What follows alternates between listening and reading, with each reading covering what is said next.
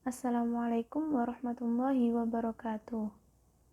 Kami dari kelompok 1 dengan saya sendiri Alfi Mardiata Tsaniyah NIM 12304183004 dan teman saya Naja Alwi Mawardi NIM 12304183022.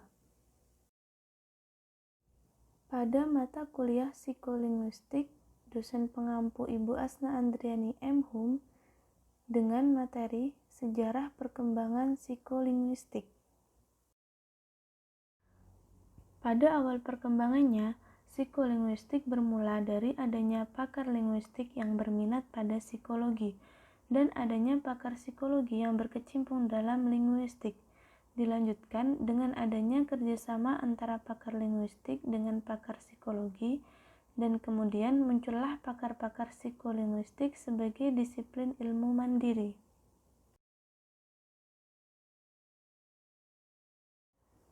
Psikologi dalam linguistik. Dalam sejarah kajian linguistik, ada sejumlah pakar linguistik yang menaruh perhatian besar pada psikologi.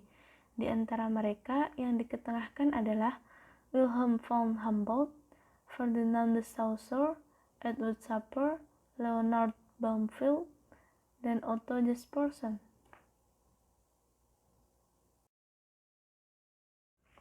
Para pakar linguistik yang menaruh perhatian besar pada psikologi diantaranya, yang pertama, von Humboldt, 1767 sampai 1835. Pakar linguistik berkebangsaan Jerman ini telah mencoba mengkaji hubungan antara bahasa dengan pemikiran manusia.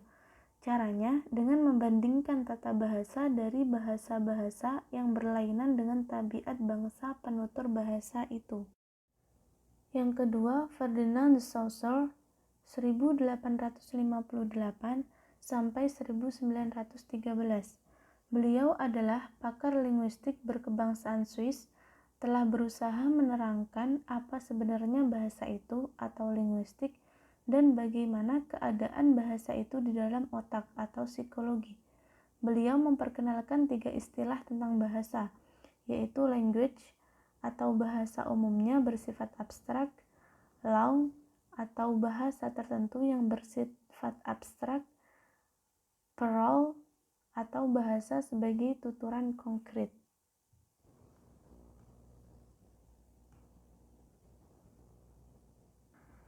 Yang ketiga, Edward Sapir, 1884 sampai 1939.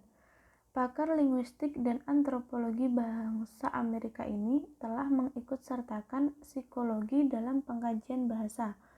Menurut Sapir, psikolinguistik dapat memberikan dasar ilmiah yang kuat dalam pengkajian bahasa. Beliau juga mencoba mengkaji hubungan bahasa dengan pemikiran. Dari kajian itu, beliau berkesimpulan bahwa bahasa, terutama strukturnya, merupakan unsur yang menentukan struktur pemikiran manusia. Pakar linguistik yang keempat yaitu Leonard Bloomfield, 1887 sampai 1949. Beliau adalah pakar linguistik bangsa Amerika. Dalam usahanya menganalisis bahasa telah dipengaruhi oleh 2 aliran psikologi yang saling bertentangan, yaitu mentalisme dan behaviorisme. Pada mulanya, beliau menganalisis bahasa menurut prinsip-prinsip mentalisme yang sejalan dengan teori psikologi Wundt. Di sini beliau berpendapat bahwa berbahasa dimulai dari melahirkan pengalaman yang luar biasa, terutama sebagai penjelmaan dari adanya tekanan emosi yang sangat kuat. Kemudian, sejak tahun 1925, Bloomfield meninggalkan psikologi mentalisme Wundt, lalu menganut paham psikologi behaviorisme Watson dan Weiss. Beliau menerapkan teori psikologi behaviorisme dalam teori bahasanya yang kini dikenal sebagai linguistik struktural atau linguistik taksonomi. Pakar linguistik yang terakhir yaitu Otto Jespersen. Pakar linguistik berkebangsaan Denmark ini telah menganalisis bahasa menurut psikologi mentalistik. yang juga sedikit berbau behaviorisme. Gisperson berpendapat bahwa bahasa bukanlah satu wujud dalam pengertian satu benda, seperti sebuah meja atau seekor kucing, melainkan merupakan satu fungsi manusia sebagai lambang-lambang di dalam otak, yang melambangkan pikiran atau yang membangkitkan pikiran itu. Beliau juga berpendapat bahwa berkomunikasi harus dilihat dari sudut perilaku. Kemudian yang kedua, linguistik dalam psikologi. Dalam sejarahnya, perkembangan psikologi ada sejumlah pakar psikologi yang menaruh perhatian pada linguistik.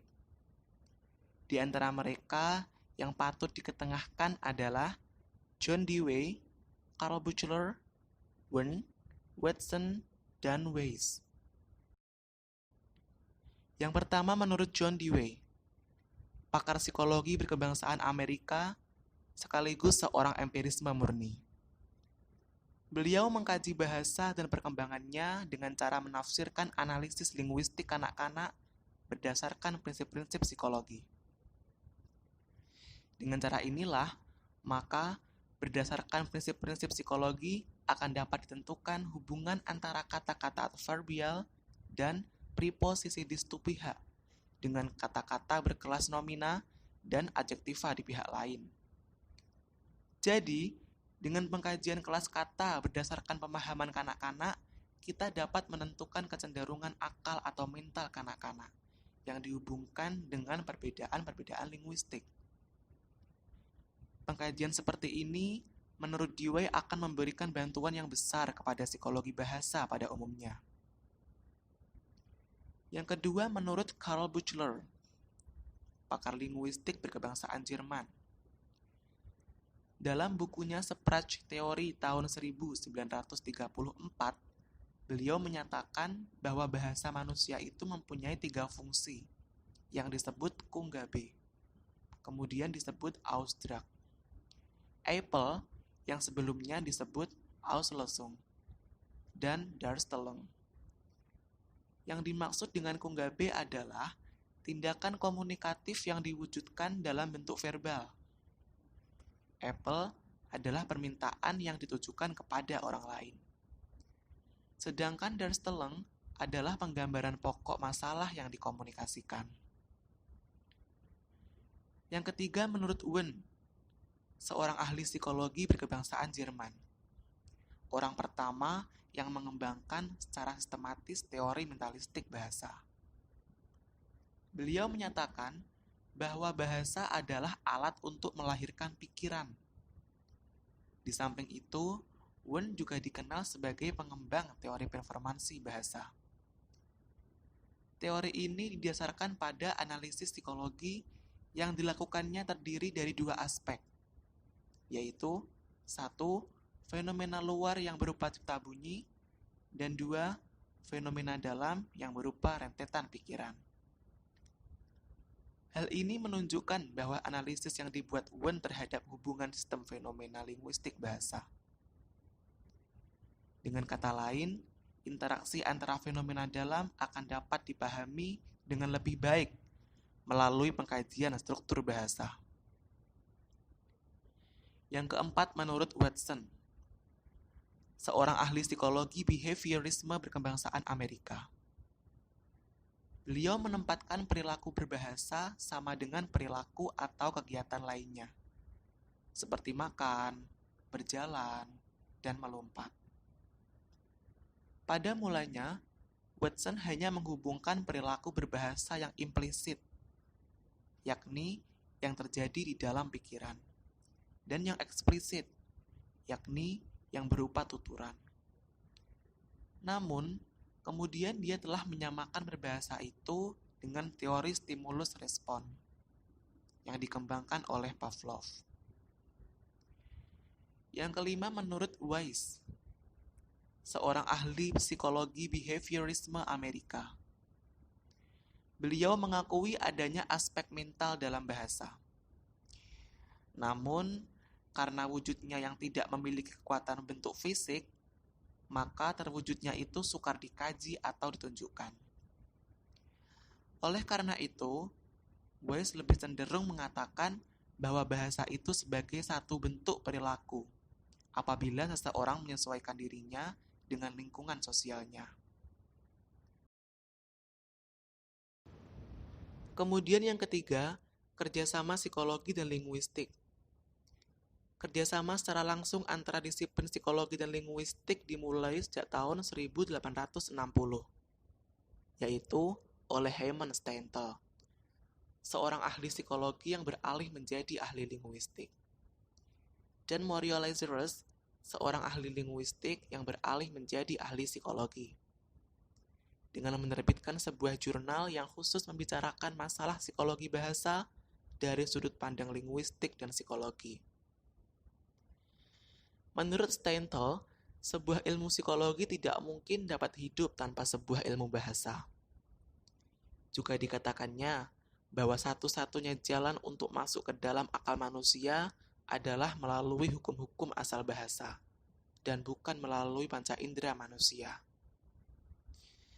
Kerjasama ini lebih erat dilakukan pada tahun 1901 di Jerman oleh Albert Thiem, seorang ahli linguistik, dengan Karl Marbe, seorang ahli psikologi yang menerbitkan buku Experimental Untersuchungen über die psychologischen Grundlagen der Sprachlichen Analogiebildung sebagai hasil kerjasamanya. Secara khusus, Thiem dan Marbe telah melakukan kajian yang mendalam mengenai bahasa dengan cara melakukan kerjasama antara analisis linguistik dari analogi dengan analisis psikologi dari hubungan pertuturan bahasa. Perkembangan disiplin ilmu psikolinguistik telah merangsang Meller dan Noyes 1974 menuliskan ada 3 generasi perkembangan psikolinguistik, di antaranya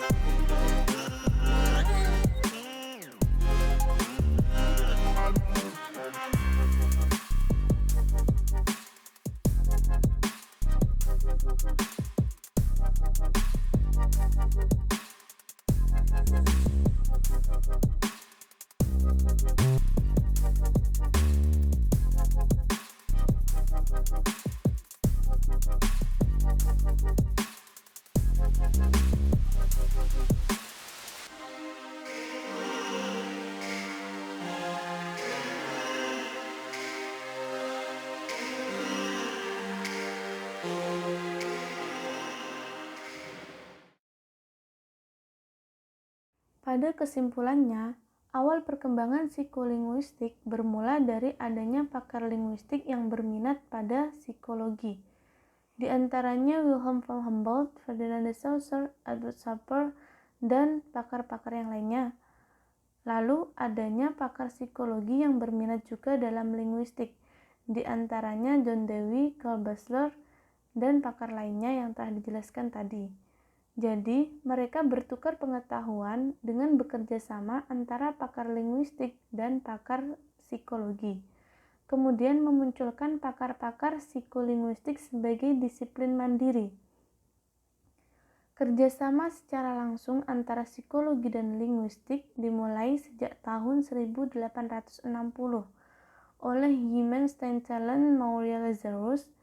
Lalu, kerjasama yang kedua atau lebih erat dilakukan pada tahun 1901 di Jerman oleh Albert Thiem, seorang ahli linguistik, dengan Karl Marby, seorang ahli psikologi, yang menerbitkan buku yang berjudul Experimentelle Untersuchungen über die psychologischen Grundlagen der sprachlichen Analogiebildung.